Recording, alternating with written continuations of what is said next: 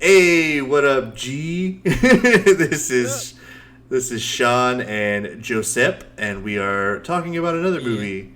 And today we go back in time to 2009. That kind of rhymes. Oh shit, I could be a rapper. We go back to I think 2009. it's. Go ahead. I was just saying. I think it was fitting that you're rapping Eminem earlier. This looks like Kind a of just job carried for over me. now. Yeah. Meow meow meow meow. Meow meow meow meow meow. Meow meow meow meow. Yeah. All right. Anyway, we're going back in time to 2009, and we watched a movie called My Bloody Valentine 3D. You already know that because if you are listening, you clicked on the title of the podcast, so you know what the movie is. Maybe we should just have weird titles to the movie or to the episodes, to where like it's we're kind of hinting at what movie it is. I think that'd be cool, but then again, like maybe people would only click on it if they know people are talking about a certain movie or something. So, Oh, this one could be Bloody Pickaxe Guy. bloody pickaxe People would be like, guy. oh, that sounds interesting. And they Yeah. click on it. They're like, oh, it's My Bloody Valentine. 3D gross. Gross. Eyeballs flying at me. It's like it's looking right at me. You So ever watch a horror movie in 3D? All the boobs are bouncing towards you. there was a good amount of nudity in this. No dick though. Yeah. So what the fuck's up with that, Lionsgate? If I want to, Yeah. I'm Full sure. frontal. Yeah, we saw some girls full frontal in this movie. Like it showed pretty much everything. No dong. Yeah. Kind of upset about Only that. guy butt. Yeah. Only guy but for maybe either Johnny Sins or Steve Austin. We haven't really decided. It's either Johnny Sins or Stone Cold Steve Austin.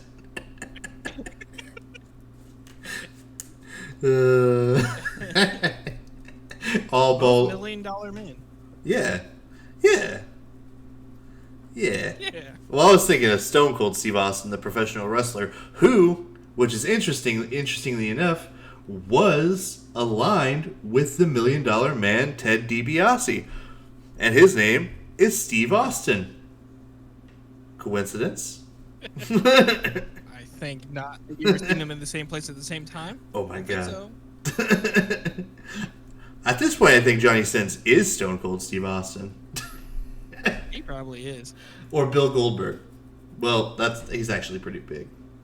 I That's a large man. I get Bill Goldberg and Steve Austin mixed up all the time. Yeah, I mean, well, one's much larger, but I get it because they're both bald white men. Yeah, with goatees. It's really hard to tell bald white men apart. So no, I understand. It really is. It really is. I feel like the only defining feature white people have is their hair. You take that away and we're all just lumped together. We're like those gray blobs in that Fairly Odd Parents episode. Like, I wish everybody on Earth looked the same. Don't do that. Or is that the one where the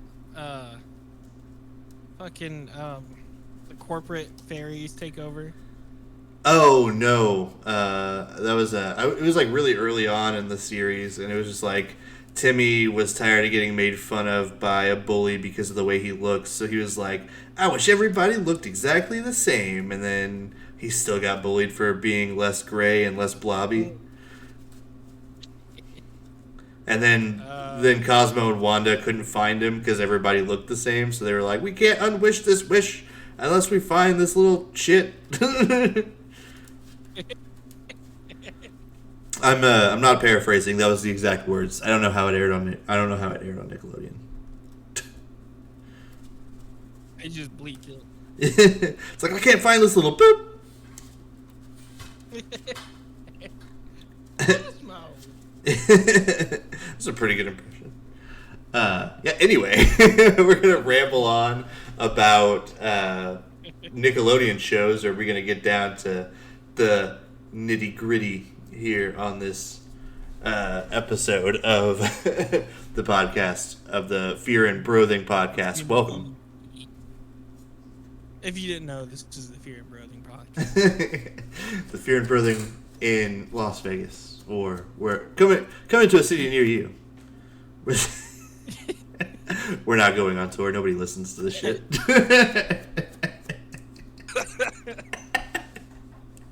No one listens yet, but eventually we'll have at least 2 or 3 fans. Yeah, and it's gonna be like our parents and hopefully our girlfriends, maybe. Hopefully. Yeah, it'll just be us. Like, seriously, will you just please listen to it? I'll listen to it with you. Come on, man. Come on, listen to this part. It's really funny. Just wait. Oh, hey, we're a bunch of cut-ups, aren't we? Oh my god. You know what I really want for this podcast, and I probably will only use it a couple times, is a sample loader. Oh. So I can play samples like a laser, or like a just like a radio DJ. Yes. Usually, like, very, very seldomly will we use anything like that, but it'd be funny to have. Just out of nowhere, like, every podcast starts with us talking, but there's one that we started off with the "Welcome to the Fear and Broathing podcast." Skill rip. We're in the doghouse now. Today we're watching My Bloody Valentine, and then you cue a scream, like it's like the Wilhelm scream.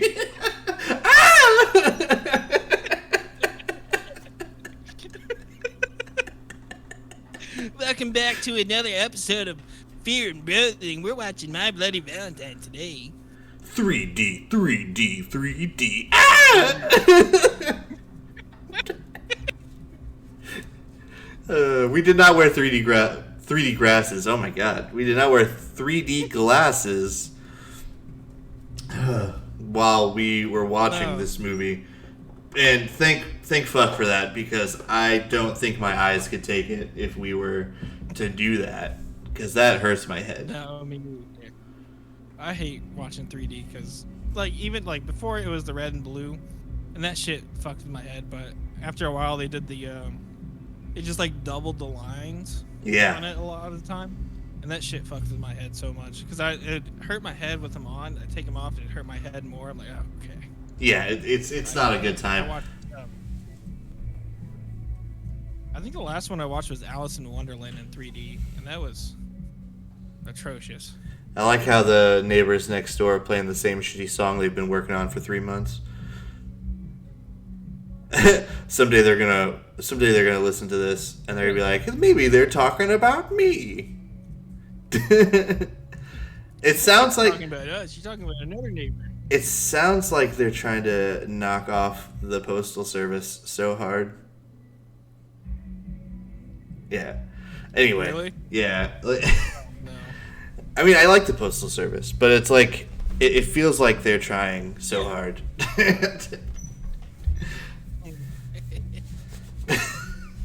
At least you live next to musicians. These people next to me, they're like, they party at like 2 p.m. and it like lasts until like 2 a.m. Oh god. And it's just all I hear is bass. Yeah, that's how it was when I lived in the old apartment that I lived in. There's a guy downstairs. Anyway, he's constantly playing shitty fucking music. He's like, I want my music to be a gift to the world. It's like, it's not even your music, motherfucker. Like, you're playing dog shit over a stereo. Unless you made these tracks. Just dog shitting. Unless you made these tracks, and I know you didn't, because I heard fucking Usher. Unless you got Usher downstairs recording right now, I don't think that's what you're. I don't think this is your music. Him and Usher are close. They're like brothers. You know, Yeah. Twisted fingers. One of my No one can see me right now, but it's like close. Like you twist your fingers around. like that close. Before we delve into the actual movie itself, I do want to say one thing about. So one of my favorite things is when people are like listening to music on a private device or something like an iPod or their phone, and they're like, because this happened a lot when I was in high school and iPods were fucking everywhere. So we'd be listening to an iPod and they'd be like, "Dude, this is my shit." It's like, yeah, it's on your iPod. I would hope everything on your iPod is your shit. Like if you put a song that you don't like on your own iPod, that's kind of your fault. you. I fucking hate this song. It's on your iPod. Why do you have it? It's like, why is it there? So yeah, this movie is not good. There's some terrible plot holes in it that when we were watching, we were like, what the fuck? How is... Yeah. Why? Okay, we'll get into it. But yeah, so, okay. In 1997, it just shows it. It's like Valentine's Day, 1997. There's a bunch of like miners actually working. This is how the movie starts, and then there's an explosion, and so it's a very small town. And I know a little bit about small town living because I did it for a while in my days. And Joe also lives in this. Well, I think you live in Decatur now, right? Yeah, I moved to a bigger, smaller town. Yeah. It's like a city, not really a city. I mean, it's enough to be called Little Chicago. Yeah, I mean it's in the title. It's oh yeah, Lil Chirac. Little Chirac. Yeah, Decatur sucks. Anyway, grimy. It's like Detroit, but Illinois. It's like I've seen, like you could go and walk outside in Decatur, and it is just gray, even in the spring. Like it. That's that's my hometown, and Joe as well. Even though Joe lived more in like smaller towns in like or around the area, but we're both from Decatur, Illinois. But anyway, yeah. So really, yeah, exactly. Unfortunately, so yeah. So there's an explosion that happens, and then yeah. So what happens after the explosion? Then it kind of cuts to like current day or some shit like that, or not even current day. It was because it went to another sequence where it was in the past, but it was I don't want to pronounce his name correctly. I'm gonna call him Jason Ankles. His name is Jason Ankles from now on. And if you're listening to this and you're a fan of Supernatural and you're mad at me, that's what I'm going for.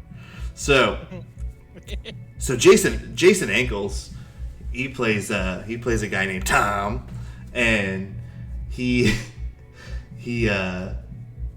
with his girlfriend, and they're hanging out, and they're gonna go party at this mine that his dad owns. And his dad was in the accident, I believe, and then so the explosion happened, and then they're like, we're gonna go drink at this mine. And Jason Ankles, he doesn't look like he's in high school at all. None of these people fucking do. You've seen movies where they try to do this shit on a regular basis.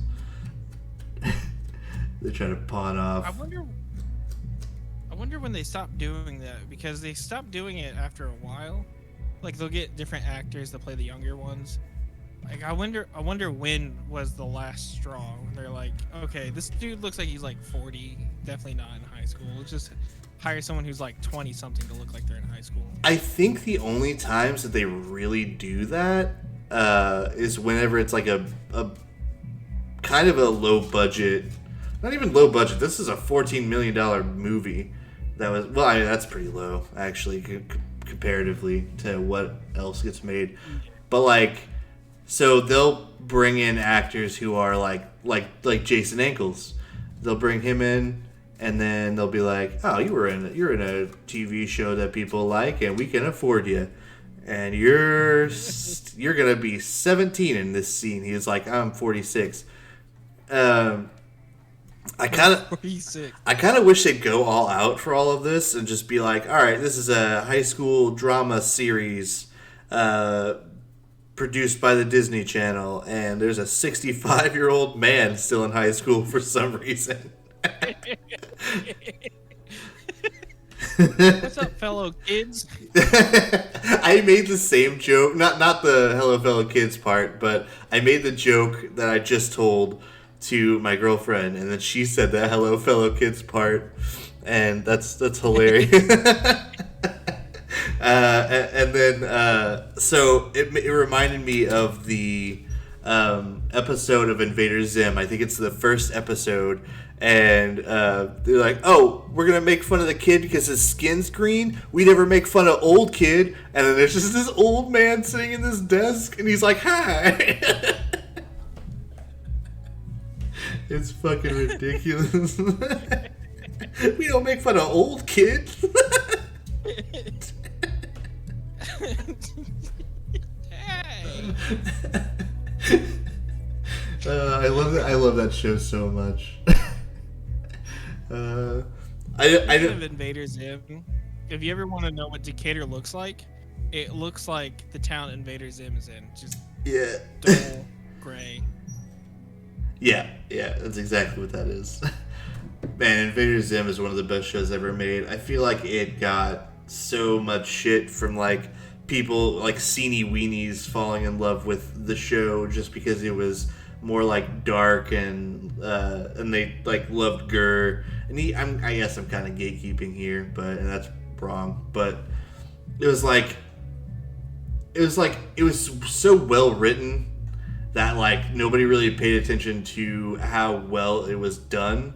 They were just like, ha ha ha, Gurr say funny things, ha ha ha. He says cupcake and he pulls a cupcake out of his foot.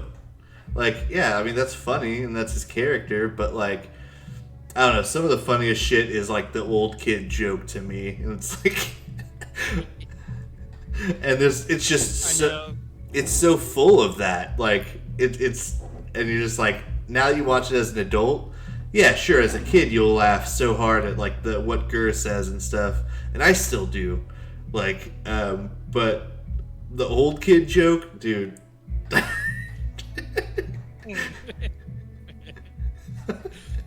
The old Nickelodeon was the best, honestly. Like watching new Nickelodeon with my daughter, like it's definitely fallen off. Like she likes it, but she's also yeah, and that's the point. Trying to watch it, it's just. Exactly, like, but like watching it is just like I just keep thinking back to like all the old cartoons we watched. Like even new SpongeBob is trash. It's bad. It's just weird animation, which I hate. Just like goofy animation for the dumbest things. Yeah, I mean it sucks. For you. I mean time changes. We're growing. It's growing. We're not gonna grow with it. It's for children, but yeah. Exactly. Yeah, so where were we? There's like 16-year-olds. 17 because did you notice that both Axel and Tom, when they were 17, were wearing hats, and then whenever they were adults, they weren't wearing hats? Oh my god! Coincidence? Oh my hats god! Make you younger. Dude, they do. Holy shit! It makes you more young if you are wearing it backwards. But so yeah. backwards hats, that makes you 5. Yeah. So they're at this mine and they're about to get drunk, and the Axel is one of the main characters in this movie.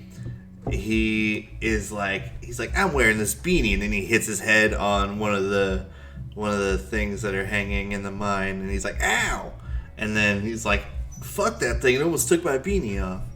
And then I just remember that specifically because I laughed really hard that he hit his head. But there's another moment where somebody hits their head in this, and it's much harder, but it comes out of nowhere. There's some moments in this where, like, and this is some of my favorite stuff in horror or really any medium, where like something will come from like off screen and hit somebody, and that shit kills me every time. Like, I will bust up laughing no matter what it is coming off screen. It kills me, and I don't know what it is, but it's one of my favorite things that happens in any form of visual media, because that shit is funny. So we see the killer do it a couple times in this movie. We see some really funny moments in this, but that might just be my sense of humor, because I'm like, where the fuck did that come from?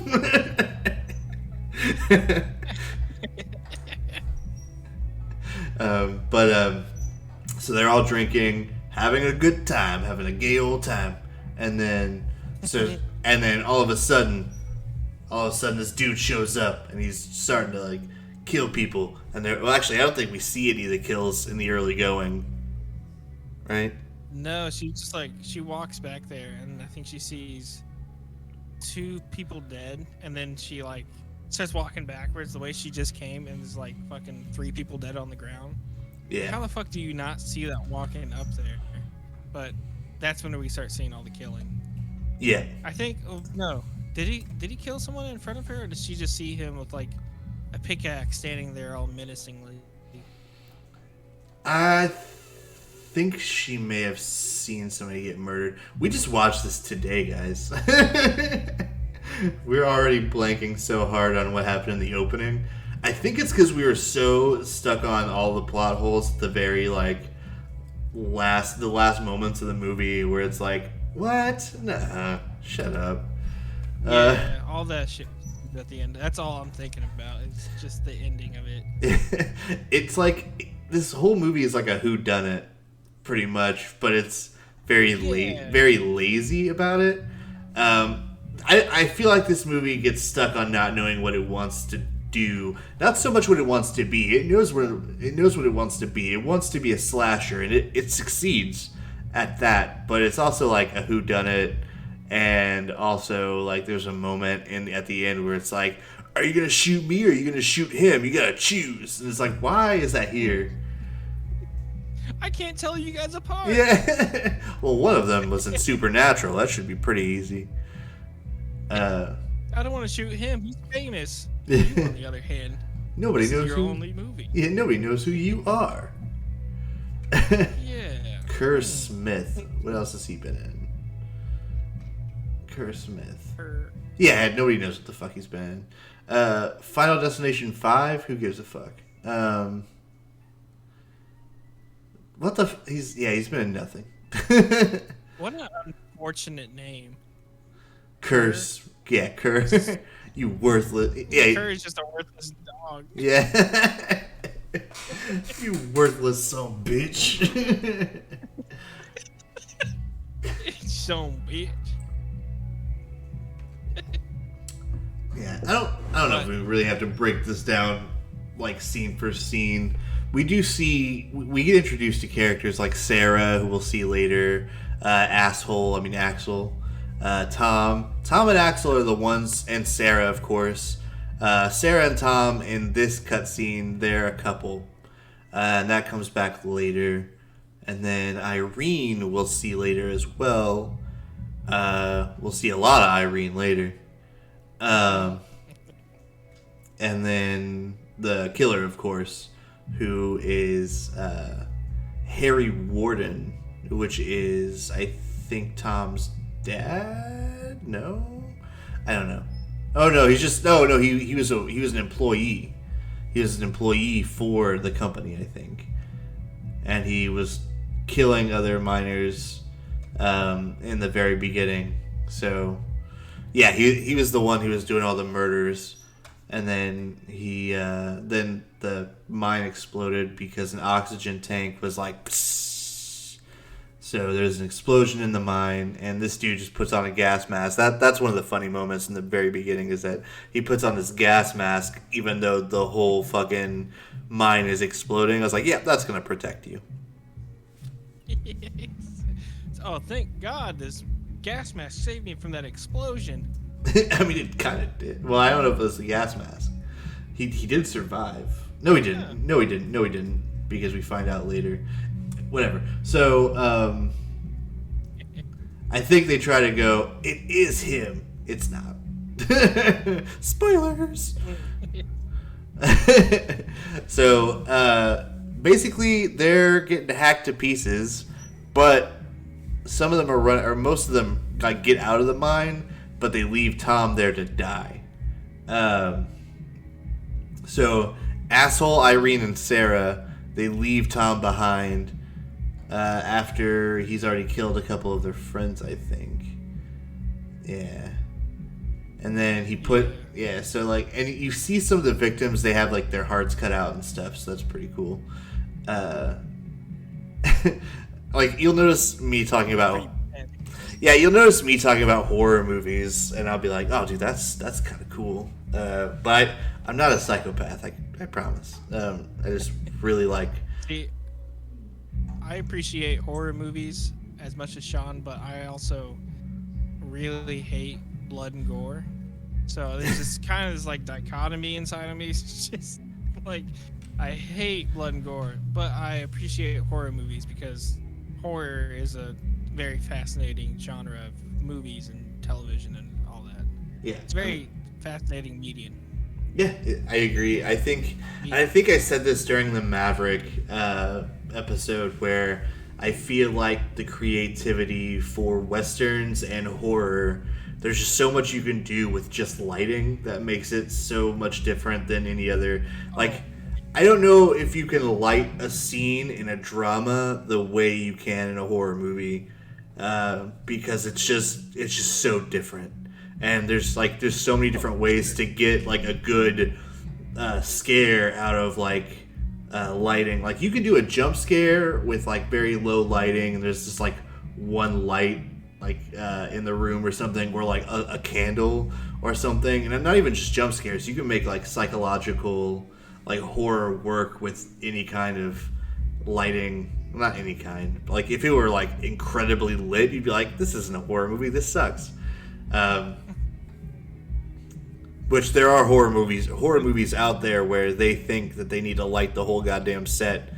The only time that I think that a horror movie can be like incredibly lit is if they are using like, okay, so take Midsummer, like movies like that, for instance, where most of it takes place outside and in like broad daylight.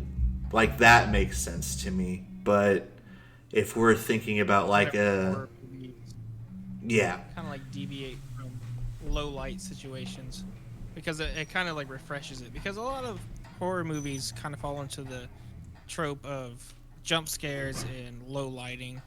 I like whenever they add like different color lighting if it's a low light situation, or like what you said, like Midsummer. Midsummer or Midsummer? It's it's Midsummer. It's just spelled differently. I think it's because of like Greek or something. Like, they use they spell Midsummer that way for their like festivals and shit. It's the Midsummer Festival. That's why it's called that. Oh, okay. See, I've always pronounced it Midsomnar. I don't know. They were Swedish, I America, think. I think in Midsummer they were Swedish. I may have gotten it mixed up. Okay. Yeah. But I mean, I love whenever they deviate from, like I said, like low lighting, and they go outside or something. It kind of adds a whole new. It's refreshing to see it. Yeah. Like in this movie, they all low lighting. Anytime the killer came in, the lights went out. Yeah, I feel like I feel like this movie was lit really well. I think they did a good job of adding suspense to the kill scenes, and like, I mean, so like the acting during the scenes where the miner was there, I think was pretty solid. I don't think this movie's good, but it's because whenever I think of a good slasher movie, I think of maybe, not even maybe, I do think of movies like I won't say Texas Chainsaw Massacre. Like while that is a slasher movie, it kind of has different elements too. But I think maybe Friday the 13th, not the first one. The first one's such a goddamn bore. So maybe like 2, 3, 4. I don't know.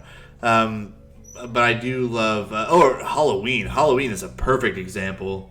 The first one is honestly one of the best. One of the best slashers. Probably my favorite slasher of all time is Halloween. Just because like there's just so much that was done with not only the score but like the lighting, and then you had like the score was fucking creepy. Like I remember like having nightmares about hearing that in my dreams, and then seeing the Shape, or Michael as everybody knows him as. But he's just terrifying, and it's William Shatner.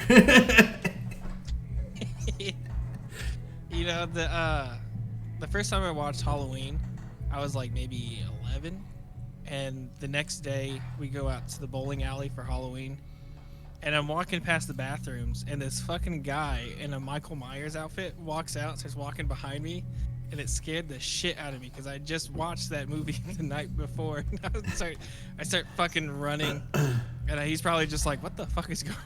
What the fuck is this kid's deal?" But that shit scared me. And it was a really good, like, top notch. Maybe it was him. Maybe I was just faster than him. That's not hard to do, but somehow that motherfucker always gets his somehow that motherfucker always gets his prize, unless it's Laurie Strode. He does not kill her. Never. Yeah. But I think you're right with that. The only thing I didn't like about this movie's killing scenes was the same thing that a lot of horror movies in that era do, is the suspenseful music leading up. Because like, if they took out that music, all of the killings would be a lot scarier. But they put that music in, you can feel the build up, so you know when it's gonna happen. Like if you just like musical instinct, you can feel it coming, and then it's right there, and you're like, oh, okay, well, I kind of saw that coming. I feel like music. Go. Oh, sorry. Yeah. No, I'm just saying, if they took out that score, I feel like that's what. One thing I don't like about horror movies is they always have the same kind of score. I like the ones that take it out, and it's just like you see it, and there's like no music, so it just feels more. I don't know, it just feels more impactful that way. I feel like it doesn't have to be like a score like how Halloween always does the but like I feel like the score can still be dramatic or be like very subtle, where it could be ominous, but it's like just very low in the background. But this one had kind of a this score kind of had like a I don't know, it almost seemed like they were trying too hard to make a scary score for it, and it just I was kind of like it almost sounds kind of like they're trying to do like an EDM thing, and then they're trying to work towards like a what are those called, drops? What are they? Yeah. Like what are those things called? And I was like getting ready for it during one scene. I was like, all right, it's about to hit, and then it just like you hear a knock on the door, and you're like, what the fuck, Jason Ankles? Like, yeah, that I remember you talking about that. That was terrible. That was fucking terrible. It's like, like what the fuck? Like how a dramatic movie will have like a score that's like building up like and then all of a sudden you'll hear bam, bam, and that's basically the drop, is where it's just like and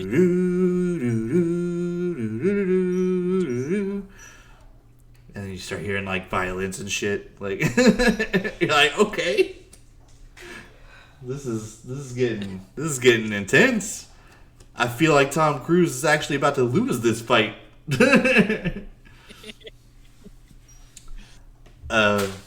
Anyway, so back to we're 34 minutes in, and we're like half an hour in, and we still haven't gotten to very much. We're just talking, which is fine. I am perfectly fine with it.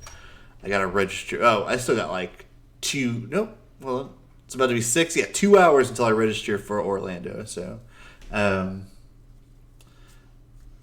Yeah, no, we're golden right now. Oh yeah, because this is only gonna be like an hour and a half, something like that. Yeah, there's not much in this movie. No, not really. That's why we're kind of killing time, just talking shit, which is perfectly fine. Anyway, so leading back into this being like kind of a whodunit, it was so it's 10 years after the events of what we just saw, and where Tom was pretty much left to die by his friends, which is, I mean, that's fucked. Yes. But the sheriff shoots the miner guy before he kills Tom, so Tom does get away. Apparently Tom just like skips town. He's like, fuck this, and then he just like leaves, which, to be fair, I would not want to stay in that town. Yeah, I would too. I would not even come back. No. Which he does 10 years later. He does 10. He's like, and he returns and he goes back. He doesn't go to the funeral, his dad's funeral, and everybody is up in arms about that shit when they see him. They're like, why didn't I see you at the funeral? He's like, well, I'm just here to sell my dad's shit. So if you work at the mine, fuck you. And then that has a lot of people up in arms still, or not still, but like they're gonna be up in arms this whole goddamn movie. They're like, Tom is the killer, blah blah blah blah blah. But no, he comes back. He comes back to sell his dad's mine company thing. I don't know what it's called. And Mine company. Yeah, I don't fucking know. What do they call it? I think it's just a mine. Yeah, so he's selling the mine. This is a very small town that relies heavily on the mine for its financial gain. So everybody's pissed. And then so he comes back and he's already talking to one of the employees, and he's like, I don't like that you're selling it. What am I gonna do? And then here's where the overacting kicks in. There's not a whole lot of overacting in this movie, but whenever it's apparent, it's fucking hilarious.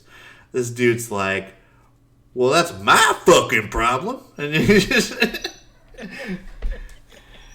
like, well, that's not my problem. And then the guy's like, well, that's my fucking problem. And then I'm like, that's my fucking problem. It's one of my favorite moments of this whole movie. There's not a lot of good moments in this movie, but this is one of them.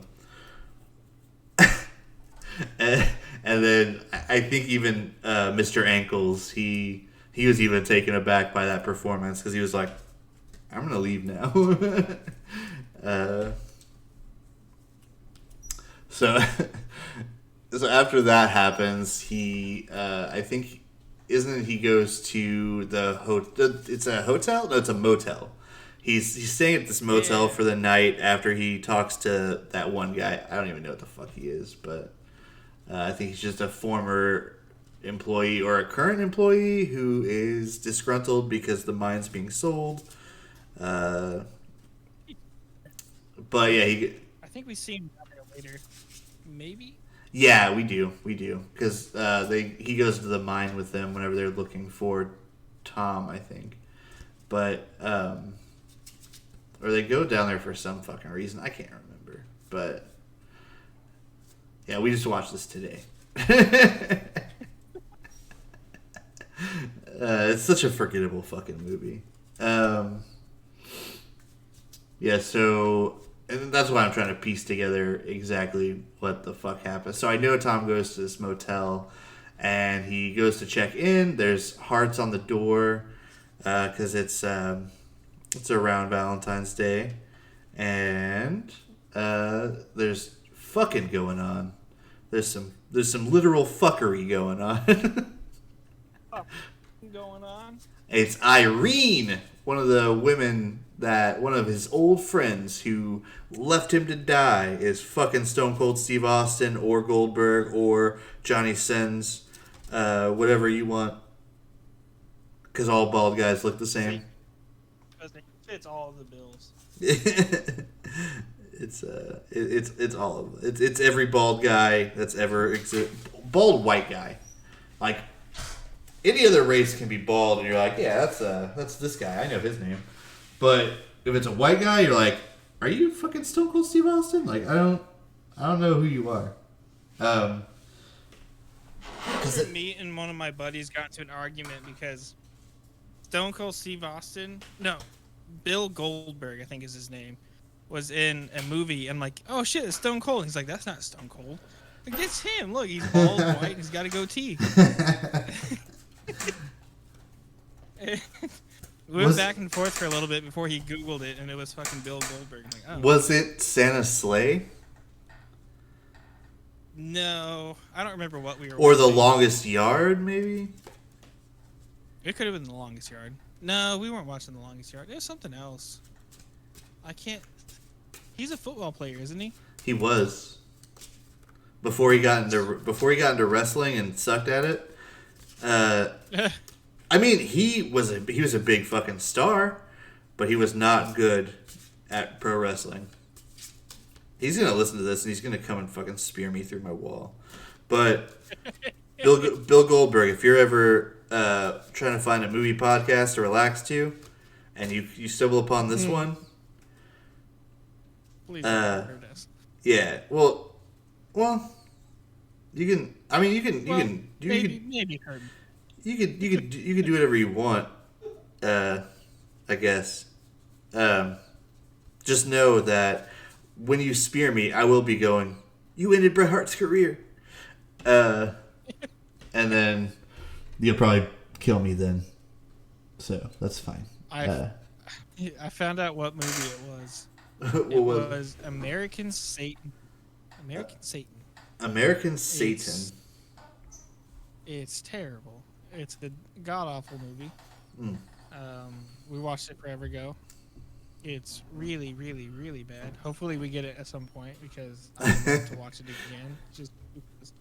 It's got he's a singer. What's his name? It's got the singer from Black Veil Brides in it. Oh God. Yeah, he's the main character. And Andy Balsack? Yeah. Andrew Dennis Balsack. Andy Balsack's in this movie? Yeah. Yeah, I don't even know how we stumbled upon it, but it's terrible. I mean, Bill Goldberg and Andy Balsack? I can see it, yeah. That's so weird. I hope we get it. But yeah. I really hope you do. We're also crossing our fingers for Paul Blart Mall Cop. Like, which was the #1 movie in the country when My Bloody Valentine 3D was out. That tells you something. And also Gran Torino was #2. Paul Blart Mall Cop beat Gran Torino. And that was actually a not so bad movie. Like, I remember liking Gran Torino. I'm not a huge fan of Clint Eastwood or any of his views or whatever, but that old guy could make some goddamn movies. I'll tell you that. And Gran Torino was pretty solid. He made $1 Million Baby as well, so it was. He did? Yeah.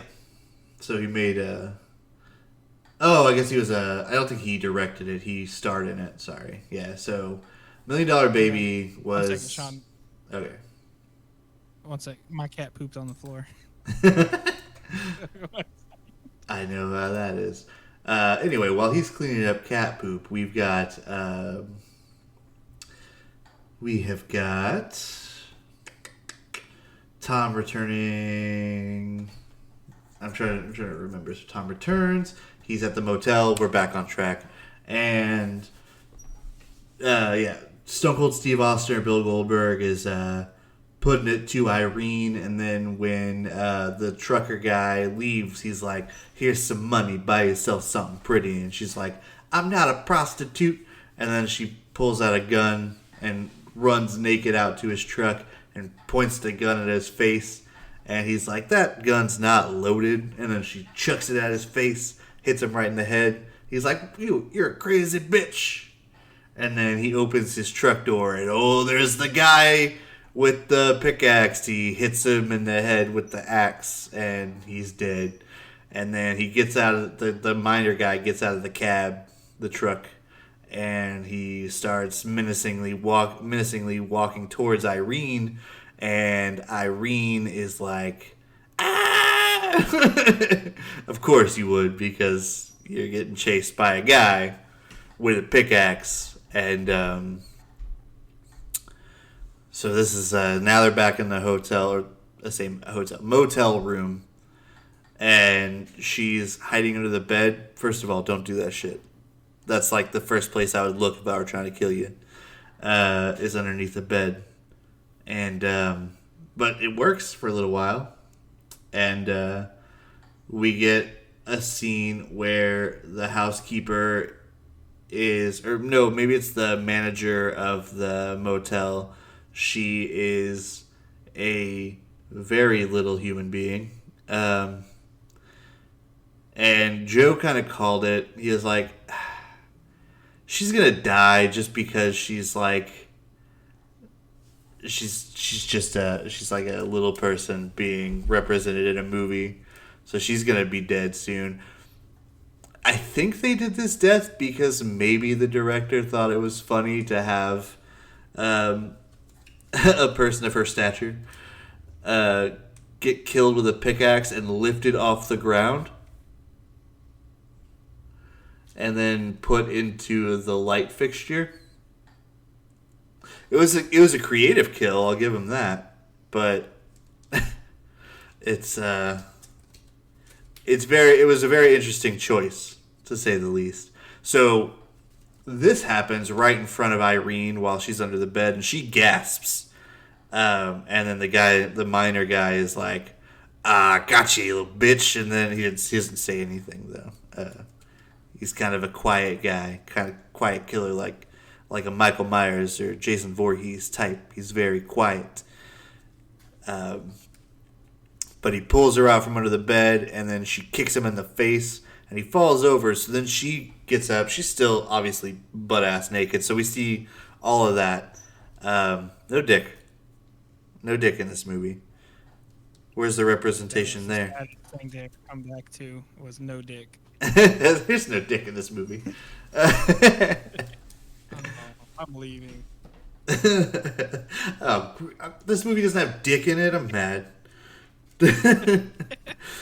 we're gonna start all of our podcasts like the rating we give this movie is 0 dick. If there's no dick in this movie, this movie is based on a scale of how many dicks we see. This movie has 5 dicks. This is a 5 dick movie. 5 dick out of 5. Very nice. 1 dick out of 5. That's great. If we were counting boobs in this movie, I think really just Irene was the. Yeah. I think they had like one full frontal nude scene, and it was just her, which is honestly kind of surprising for a slasher movie. It wasn't as it wasn't as sleazy as other slashers, though. It was kind of just straight to the point. But she picks up the bed frame, right? Or I don't think it was the frame. It was like it was wire bed frame. Yeah, so she picks up the bed frame, and it's got like wires on it and shit, and like, so she's holding it, and first of all, his weapon of choice is a pickaxe. He's gonna get through that. Because there's like a whole bunch of holes, obviously, because it's just like it's there to hold a bed. So it's like a wired bed frame, and it's like square, like kind of like the Cartoon Network pattern.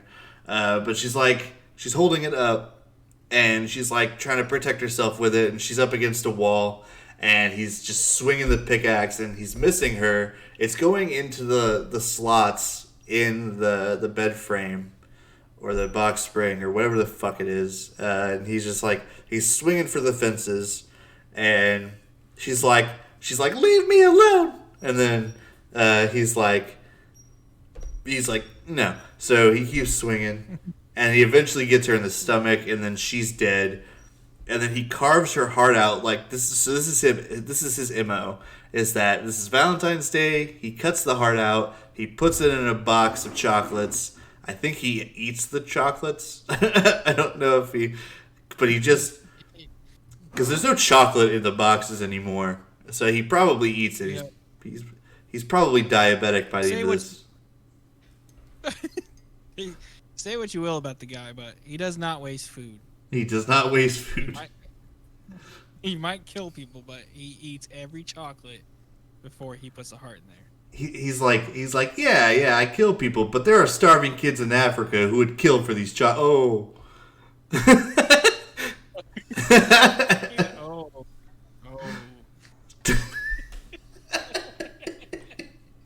He would kill for these chocolates. Seinfeld music starts playing. Boom, boom, boom, boom, boom, ding, ding. Oh my god! So yeah, he's got these. He rips people's hearts out, cuts them out, and then puts them in these heart-shaped boxes of chocolate, and that also comes back later. But yeah, that's his MO. He does that. So they find Irene in the bathtub, and so the cop on duty is the sheriff, who is Axel. He is the sheriff on duty, and he's like the guy next to him is like, "Oh man, I'm sorry that it had to be somebody you used to have sex with." He's like, "Oh well, we didn't really have the best relationship." He's like, I mean, you guys had a pretty good relationship enough to leave somebody in a mine to fucking die. Yeah. Axel just wanted both girls to himself, honestly. Yeah. And he kind of made that pretty clear because he was back in the cutscene, like it's a fucking video game. Back in the first or the second scene in the movie, where the second flashback. That's what I'm trying to say. Is Axel trying to get Sarah to leave Jason Ankles. But it kind of works out for Axel in the end. He ends up being married to Sarah, has a kid with Sarah, and Irene is fucking truckers. So she's a trucker fucker. Yeah, she's a little lot lizard. Yeah, a little lot lizard.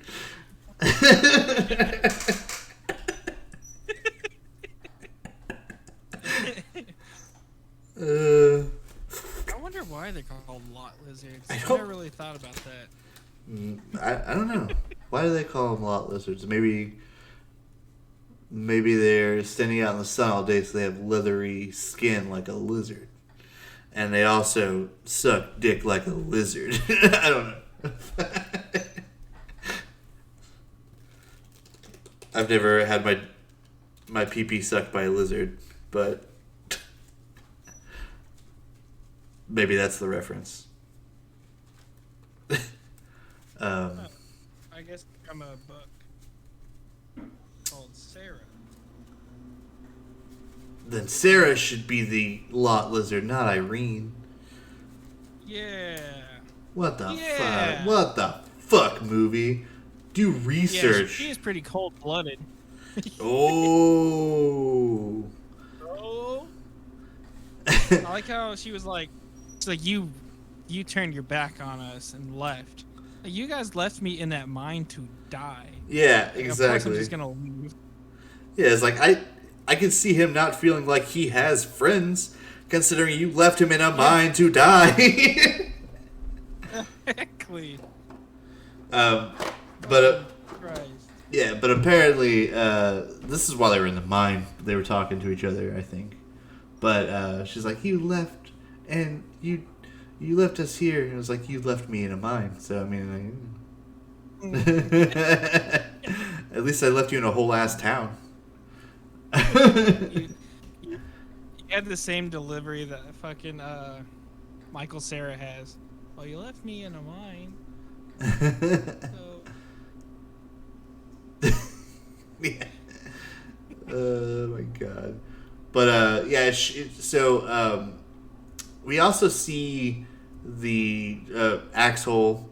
He is having an affair very early on in the movie with this girl named Megan, who we find out later works for him.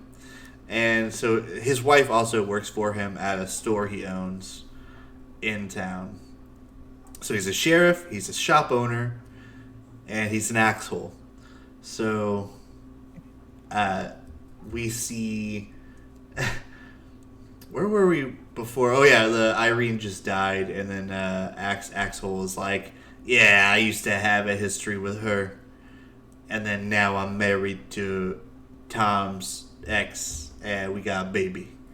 And then... yeah, so Axel gets the heart of Irene sent to him in a box, and that's how he's like. And so this whole time, Axel is like, Tom is the murderer. He's the guy, and so he's just trying the whole time to uncover that Tom is the murderer, and his evidence for this. He's not just like blatantly being like, yeah, that's him. He's the guy.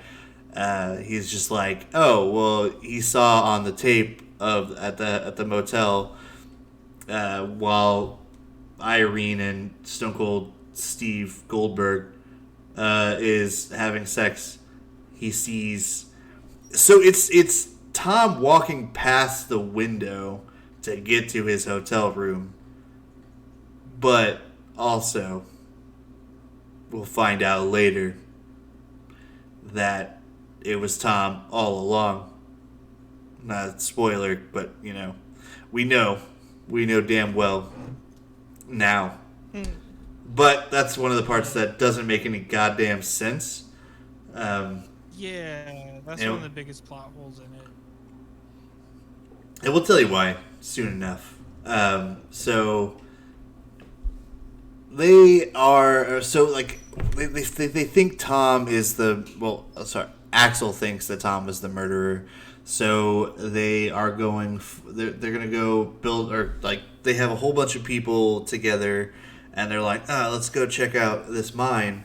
And I guess they bring Tom with them for some fucking reason, and maybe just to keep a close eye on him, so he's not like murdering people in town or something while they're investigating the mine. I guess I don't fucking know, but Tom gets.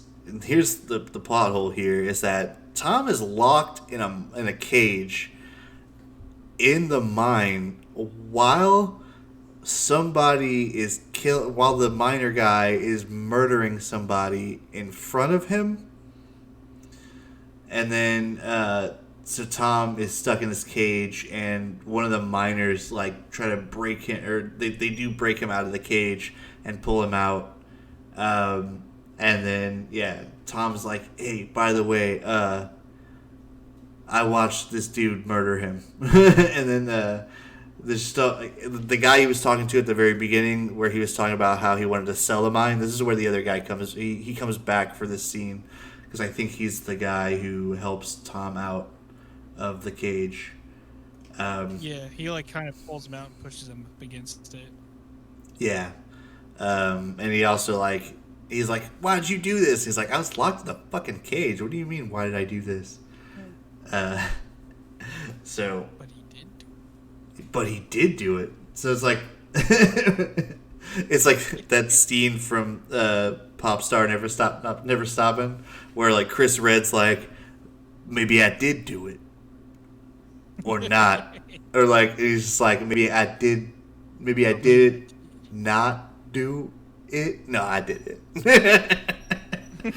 I did not. Oh my god. That's basically this movie. And then, so, the fucking, that happens, and then they, I'm trying to remember what happens next. They're looking for something. I can't remember. Whatever. That's not a, that's, I don't know if there's any, like, really cool major plot points that happens until the next, like, death. So Sarah and Megan are closing up shop. And they are, so she's mopping the floor. Megan's mopping the floor, and she's like, put that shit down. Help me out. And then, which I've never known a boss to go, yeah, don't mop the floor. Like, never fucking ever. Yeah, absolutely. How much did you do? One aisle? Oh, no, that's fine. Yeah.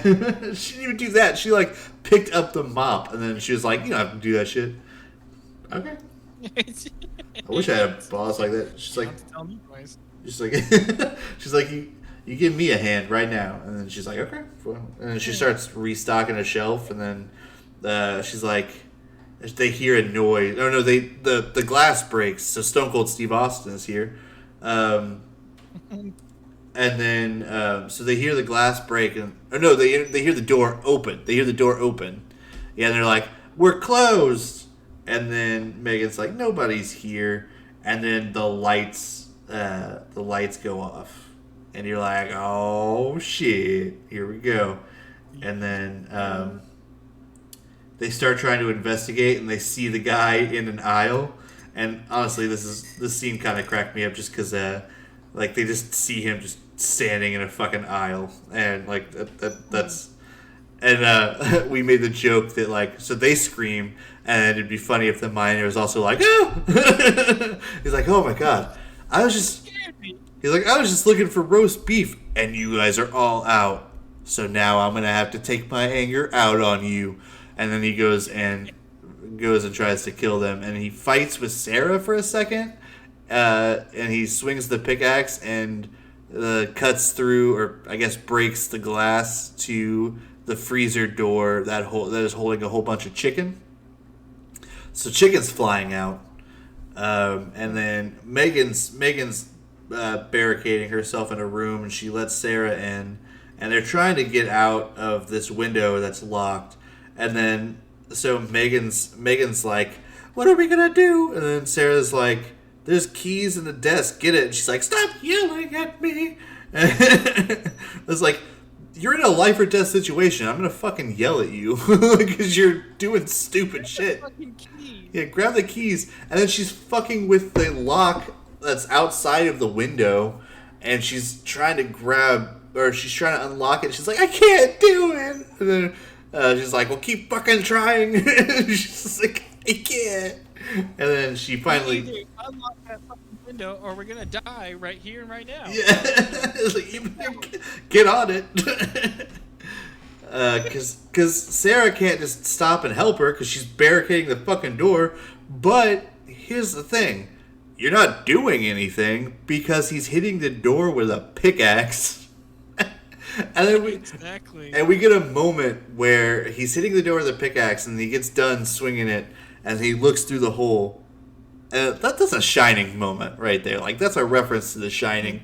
It has to be. But he's a silent killer, so he just, like, looks through the hole, and then he like kind of disappears after they unlock the window, and they're like, no, something's wrong. So she's trying to pull Megan back in to the store. But the killer, the miner, he grabs her and drags her away. And that kind of just leaves Sarah to herself. So Megan's getting killed in an alley or smoking a bowl. I don't know what they were doing. But we made the joke that they were just having a couple beers together. And then, like, we were going to see Megan later. She's like, oh, dude, that guy was so funny.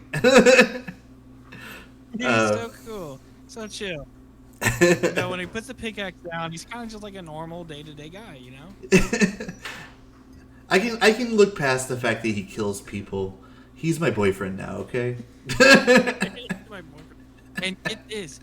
He's got a bong in his suit. He's got the gas mask hooked up. It's hooked up the whole time. It's so cool. It's so cool. Guys, just give him a chance. I know he killed your. Really not. I know he killed a lot of people in town, but just give him a chance. That's Halloween Kills in a nutshell. He says he feels really bad about it. He's not gonna do it again. Says he's sorry. And then he kills her. But yeah, she gets killed and gutted in the alley. And they write in blood, or he writes in blood, be mine or some shit like that, or be mine for Valentine's or some shit like that. But he writes the number 4 instead of 4. Wait, what does it say? Be mine forever. Oh, be mine forever. Yeah. Be mine forever. And then yeah, she doesn't have her heart in her chest anymore. So the MO continues. So Sarah and Axel, Axel arrives to comfort Sarah and help her because he realizes his store was broken into, but he's also the sheriff, so he's probably there for both reasons that, oh shit, something's going on. Oh, it's my store, that fucking sucks. And his wife is working that night, so he's probably there for all 3 reasons, but he's also probably there because Megan was working too, so he's kind of conflicted. So either way, if somebody died, he's losing out. Yeah.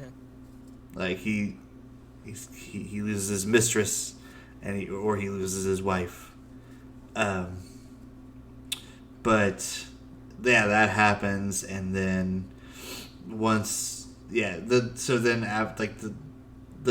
Axel is like, hey, if you see Tom, don't fucking talk to that guy.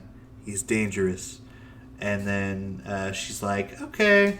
And then Tom comes and talks to her the next morning. And he's like, hey, let's or maybe was it around here where that happens, or does he call her? Oh, he calls her that night, and he's like, no, I gotta show you some shit. Like I can't tell you over the phone. I just gotta show you some shit right now.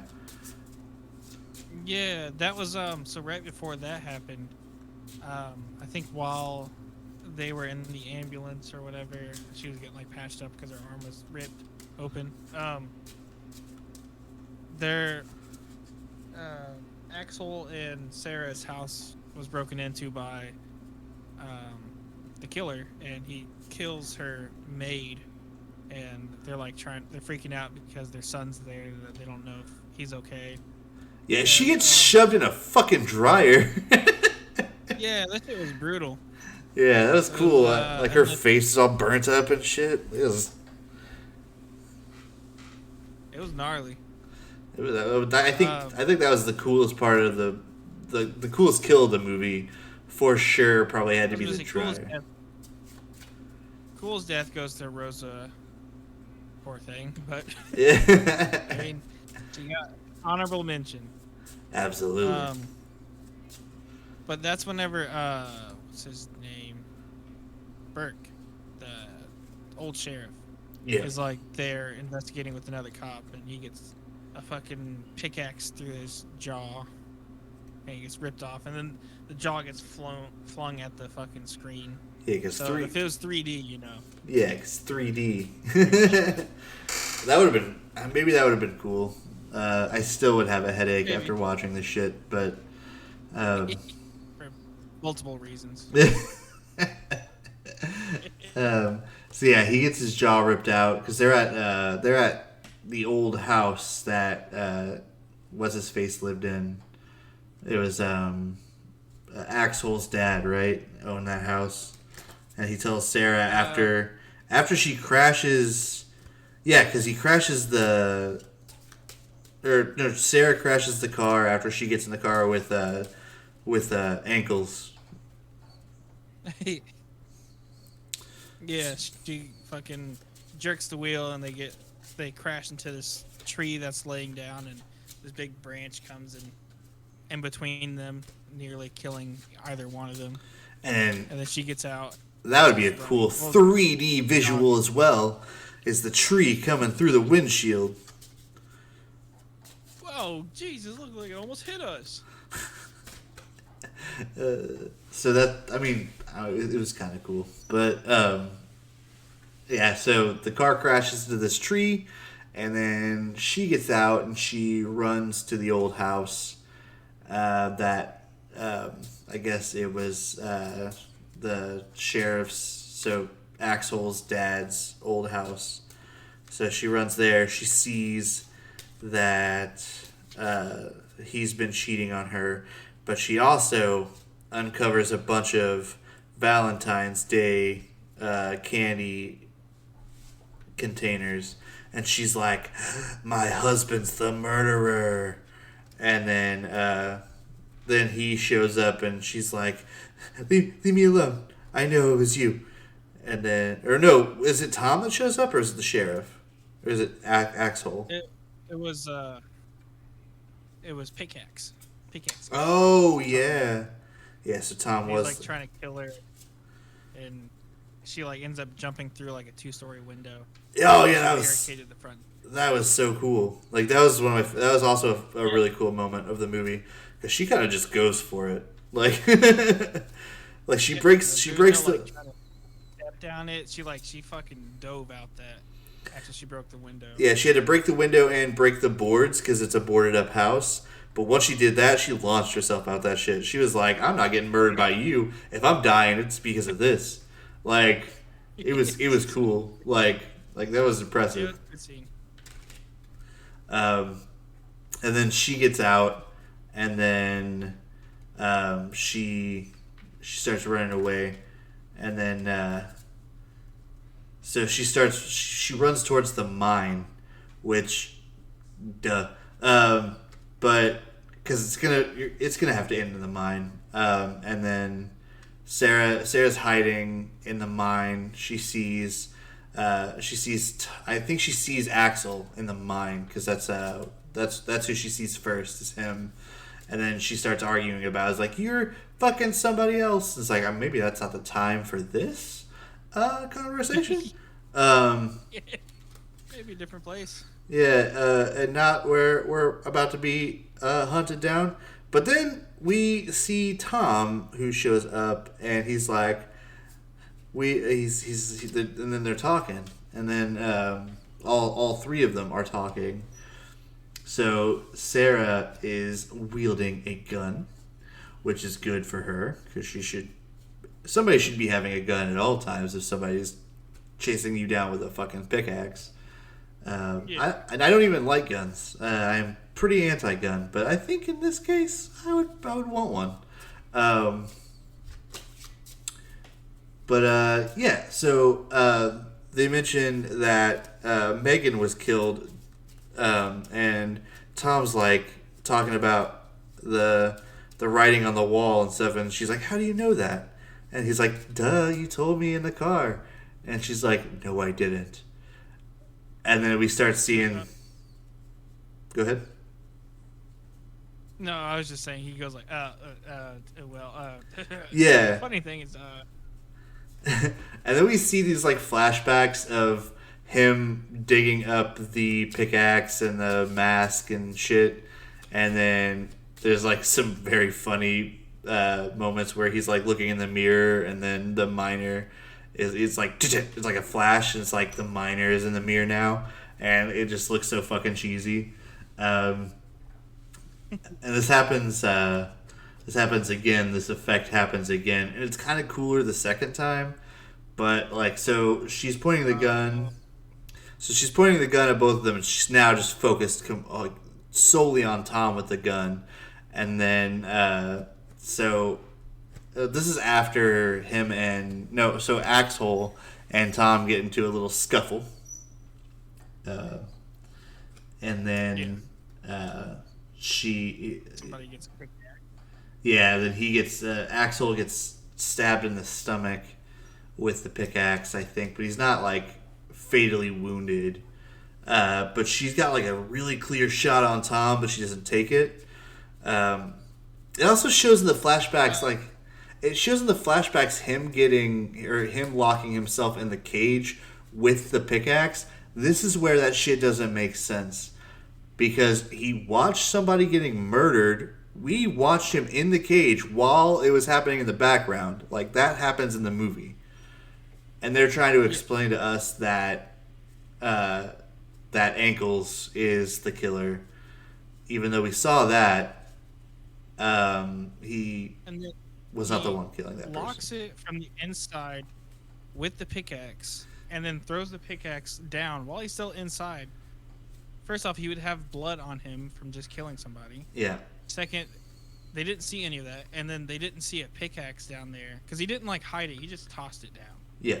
They didn't see any of that, nor a gas mask in there. Well, it was a utility. It was a utility cage. They could have had other pickaxes in there. So that kind of clears that up. Blood on it. That's true. So that makes no goddamn sense. Yeah. Yeah. And it's all full of plot holes towards the end. They just want to make it like a big Shyamalan twist, like, oh, it was Tom all along. But yeah. And they kind of failed. Forced. They failed miserably. So yeah, it shows. So Tom's the killer.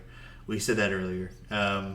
But Sarah does shoot Tom, and then it also and this is really funny because like the sequence leading up to Sarah shooting Tom, he's like he doesn't have the mask on anymore, but he has the pickaxe and he's hitting the lights with it, and every time he hits the light, they like flicker out, and every time it flickers out or explodes, it shows the miner, and then back to Tom like really quickly, and it's cool the first couple times, but they just keep fucking doing it, and it just like it's like we get it. I mean, that's really cool. Yeah, it's cool. But I mean, you kind of played it out too long. Yeah. Because like they do it for a little bit, and you're like, oh, that's kind of cool, and then it cuts to Sarah and Axel, like getting up or like her shooting or something. I don't remember which happens.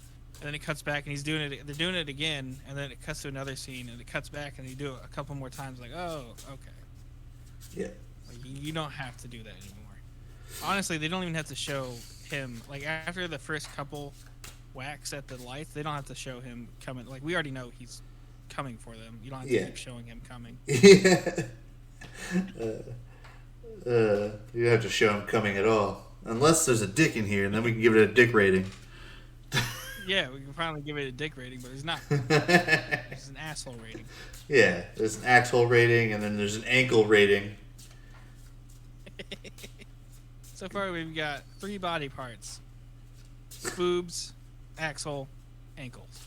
Yeah, boobs, axle, and ankles. At least there's axle. Yeah, at least there is that. Male axle. Yeah, male axle. So yeah, Sarah.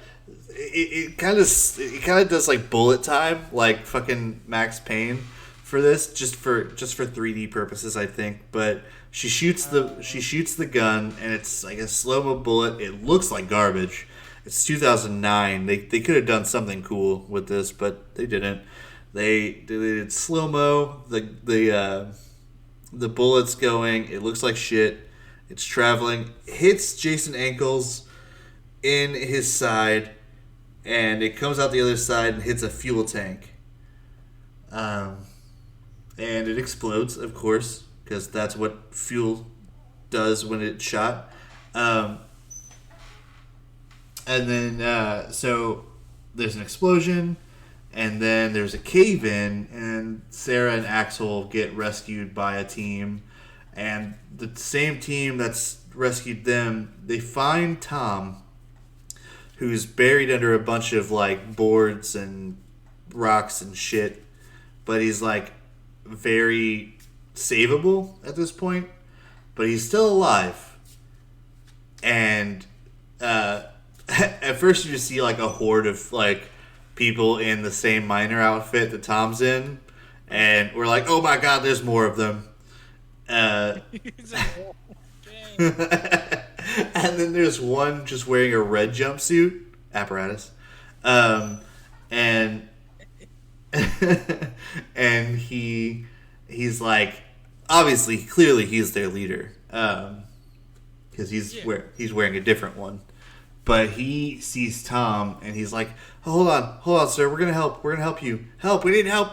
And then he gets a pickaxe to the face, and then it goes through his protective gear. And that would have been cool in 3D, I think, if I didn't have a headache from watching a 3D movie. But we didn't watch this in 3D. We watched it like like normal chaps. So we didn't pay the extra money for the extra headache that 3D causes. That's really what you get from 3D movies. Is like that's why it costs so much, because you're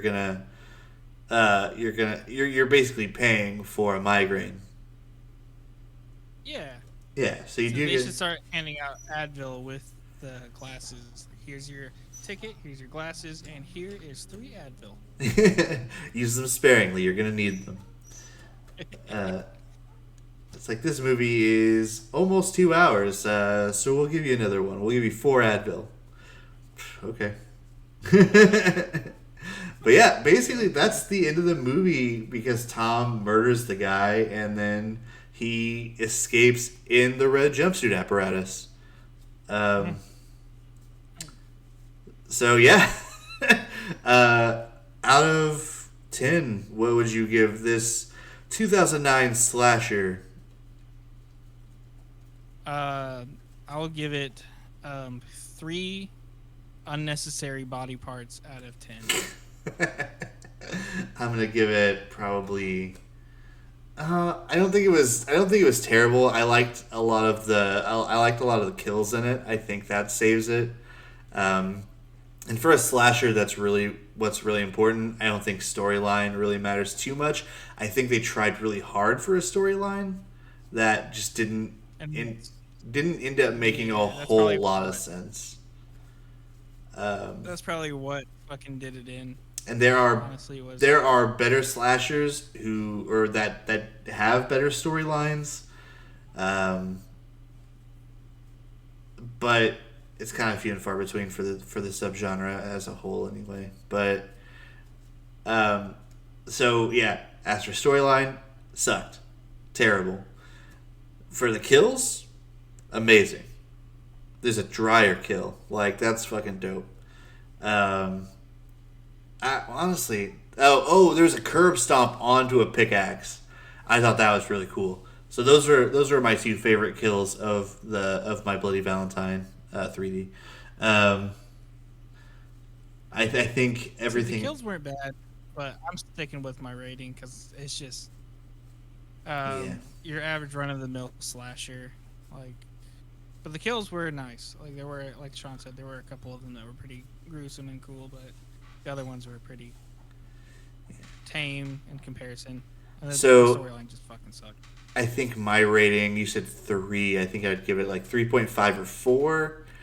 Probably closer to just like the 3.5. I think so. I think I'm going to go with 3.5 because like there wasn't really just anything to sink your teeth into. The acting was kind of bad in a lot of parts. The music was kind of manipulative and stupid. Yeah, 3.5. The kills saved it from having like just a garbage rating, probably dropping below 2 to me, I think. But yeah, I mean, would I watch it again?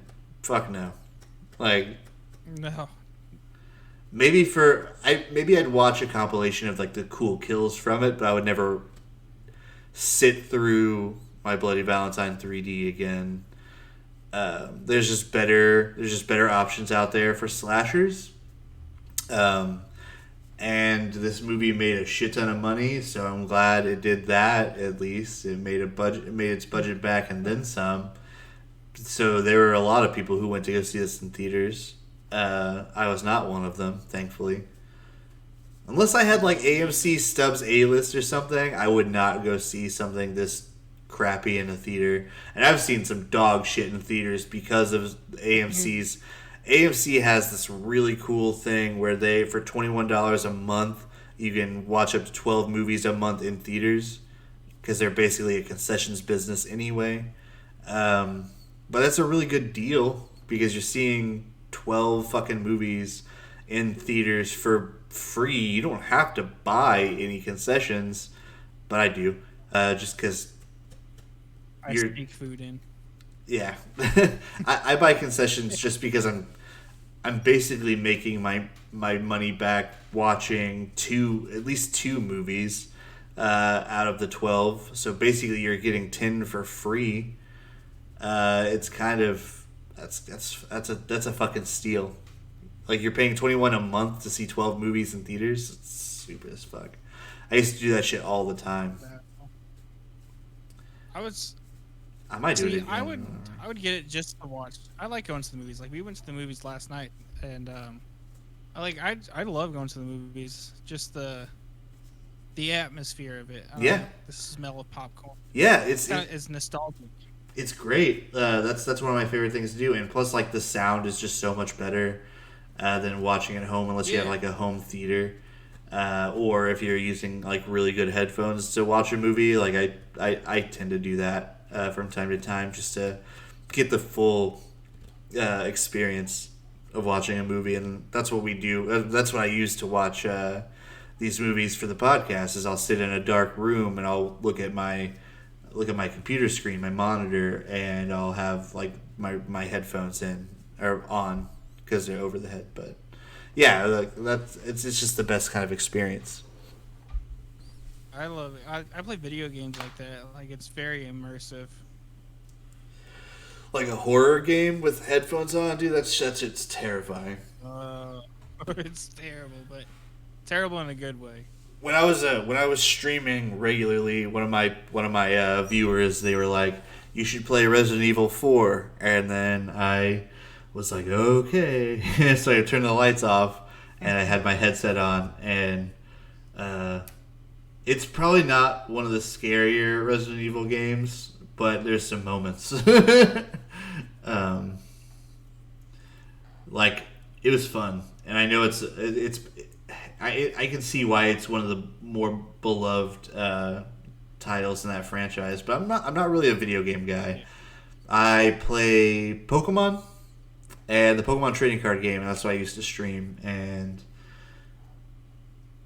yeah, I played Resident Evil 4 and a couple of other games on stream, but it was mostly the Pokemon trading card game. But yeah, the theater experience, it's unrivaled, I think, for viewing movies, unless you have like a home theater system, and that way you could pause it and get up and do whatever the fuck you want. But oh, and the seats are way more comfortable at home.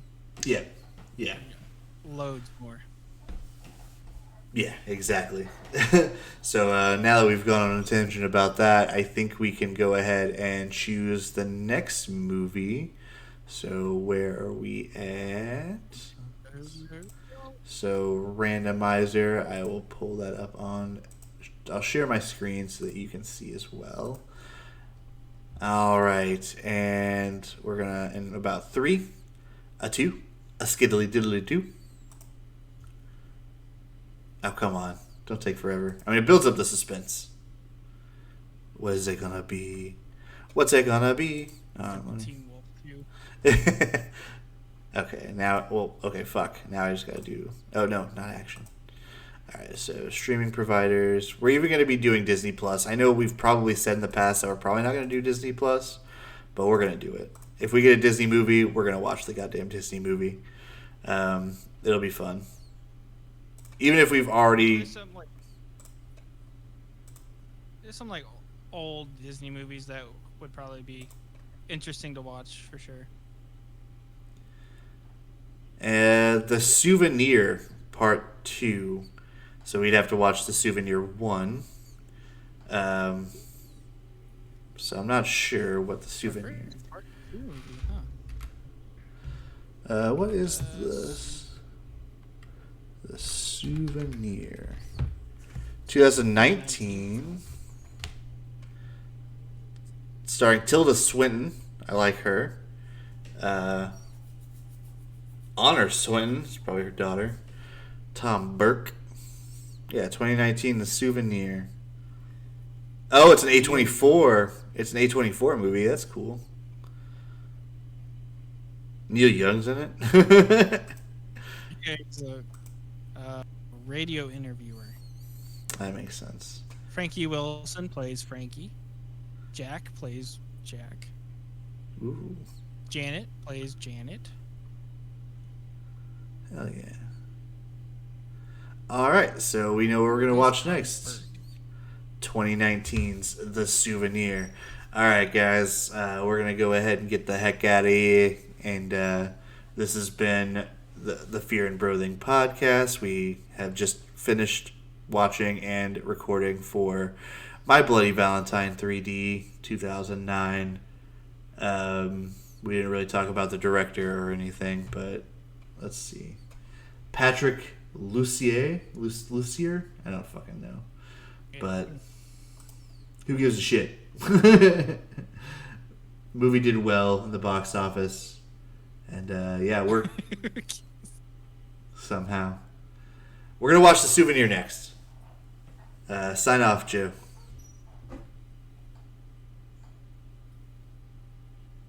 All right. Oh, I said. Sorry, you kind of cut out there for a second. Oh, I was like, you can sign off if you would like. Oh well, oh shucks. Yeah, like Shawn said, this is a Fear and Broathing podcast. We love to have you guys listen, and we appreciate it a lot. But we are here every week to meet your needs and soothe your souls with some good old fashioned movie critique. I'm not very good at signing off, but I'll let Shawn handle it from here. Okay. All right, we're getting the fuck out of here, guys. Thank you guys for listening, and like Joe said, we do appreciate it, and I hope you guys have a great, lovely rest of your day, and yeah, take care. Mwah.